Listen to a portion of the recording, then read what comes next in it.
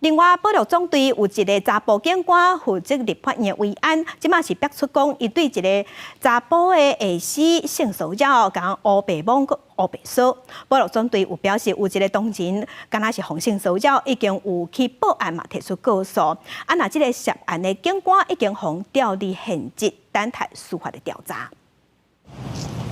手提金属探测器斟酌来回巡查，立法院维安科主委警第8关，因属保育总队担中央机关安全维护的工作，即马内部所逼出性骚扰的风波。本总队确有同仁疑遭性骚至辖区警察机关提告情事，有关涉案相关人员人地不一部分已予调整。今日争议的就是保育总队一个二线二线的中队长，伊互派出伫立法院真侪年，即马互共款是警备队的查某部署控诉讲，疑似有真侪摆骹来手来这种不当的行为，去甲去中正1分局提告性骚扰含强制威胁。保育总队嘛证实讲，有一个同仁疑似互性骚扰，已经甲涉案警官调离现职，看侦讯结果依据相关责任。警察又是本身内部体制比较封闭的机关，一直以来都是用息事宁人的方式，或者是说去说服被害人，带点压力的去